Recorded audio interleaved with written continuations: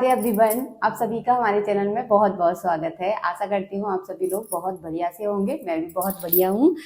आप लोगों के साथ में शेयर करने वाली हूँ संकट चौथ का व्रत किस प्रकार किया जाता है, जिसे तिलकुट चतुर्थी भी कहते हैं, माघ चतुर्थी भी इस व्रत को कहा जाता है।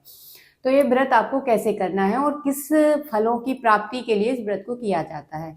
तो बेसिकली इस व्रत को संतान की लंबी उम्र के लिए, उनका स्वास्थ्य ठीक रहे, कभी भी उनके जीवन में कोई संकट ना आए, इसीलिए इस व्रत को किया जाता है। और हमारे जीवन में भी कोई संकट ना आए, इसीलिए हमें इस व्रत को करना चाहिए।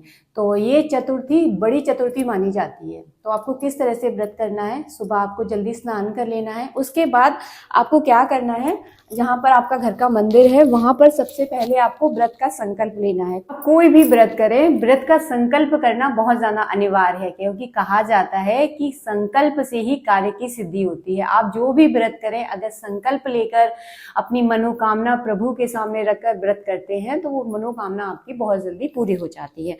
तो अब मैं आपको बता रही हूँ संकल्प लेने का तरीका। तो संकल्प किस तरह से आपको लेना है। संकल्प में हमें 6 चीजों की आवश्यकता होती है। ये गणेश जी का व्रत है, तो सबसे पहले आपको इसमें थोड़ी सी तिल रखनी है। तिल के बाद आपको दूबा रखनी है, तो हम इसमें थोड़ी सी दूबा रख देंगे। एक इसमें पुष्प रखना है। इसके बाद इसके अंदर आपको कुमकुम यानी रोली, थोड़ी सी आपको रोली रखनी है इसके अंदर। तो थोड़ी सी हम रोली रख देंगे। इसके बाद आपको दक्षिणा रखनी है। दक्षिणा आप अपनी श्रद्धा के अनुसार रख सकते हैं। इसके बाद इसमें आपको थोड़ा सा इसमें जल डालना है।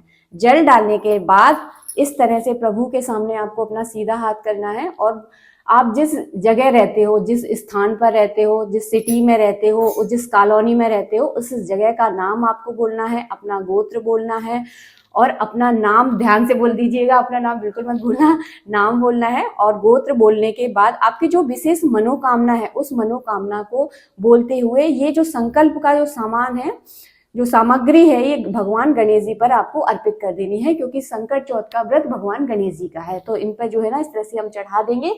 इस तरह से जो है ना व्रत का संकल्प लेने के बाद आपको क्या करना है। के बाद बात आती है कि व्रत आपको कैसे करना है।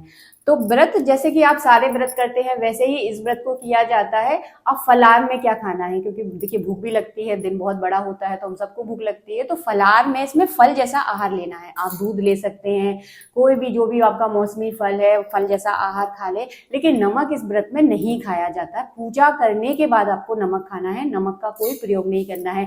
ऐसा नहीं आप साबूदाने की खिचड़ी बना के खा रहे हैं, तो वो इस व्रत में नहीं खाई जाती। जब भी आपको दिन में भूख लगे तो आप फल जैसा आहार ले लें। शाम के समय भगवान गणेश जी की पूजा की जाती है, और गणेश जी की पूजा करने के बाद आपको चंद्रमा को अर्घ देना है। अर्घ देने के बाद पूरा भोजन इस व्रत में किया जाता है, जिसे कहते हैं व्रत का पारण करना।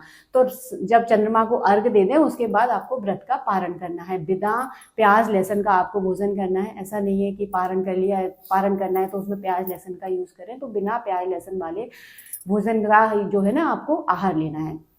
अब इसमें व्रत में दान क्या किया जाता है। तो ये माघ की चतुर्थी है, तो इस व्रत में आपको तिली से बनी हुई कोई भी मिठाई जो है ना दान की जाती है। हमारे यहाँ बायना, जैसे इसी को बायना बोला जाता है। कुछ लोगों के यहाँ साड़ी, ब्लाउज का पीस, ये सब भी दान किया जाता है। लेकिन हमारे यहाँ माघ के महीने में तिल का बहुत ज्यादा महत्व है। तो तिल से बनी हुई कोई भी मिठाई आप दान कर सकते हैं, तिल का भी आप दान कर सकते हैं। और इसके ऊपर आपको कोई ना कोई दक्षिणा जरूर रखनी है। दक्षिणा आप अपने हिसाब से रख सकते हैं, 11, 21, जितनी आपकी श्रद्धा है वो दक्षिणा इस पर रखकर आप अपने किसी भी मान धान को दान कर सकते हैं, ब्राह्मण को दान कर सकते हैं, या फिर आप जाकर मंदिर में भी इसे जो है ना दान कर सकते हैं। देखिए पारण से पहले दान पुण्य बहुत जरूरी है, तो मैं आपको यही सलाह दूंगी, गणेश जी की पूजा करने के बाद ये आप दान पुण्य जरूर करें, उसी के बाद जो है ना आपको पारण करना है। आशा करती हूँ आपको वीडियो अच्छा लगा होगा। जितनी जानकारी मुझे इस व्रत के बारे में थी उतनी पूरी जानकारी मैंने आपको देने की पूरी कोशिश की है।